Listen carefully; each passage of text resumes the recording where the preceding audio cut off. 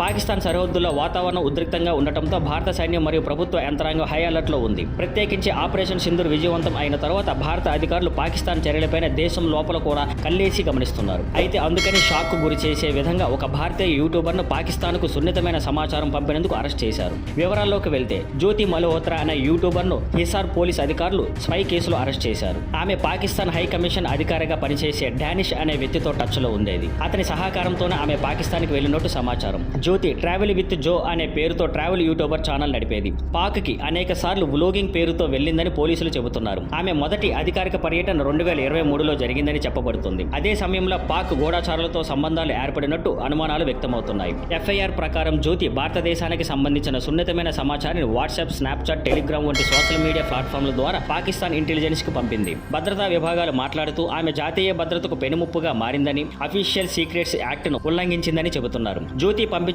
సమాచారం ఖచ్చితంగా ఏంటి అనే దానిపై భారత దర్యాప్తు సంస్థలు విచారణ పడుతున్నాయి.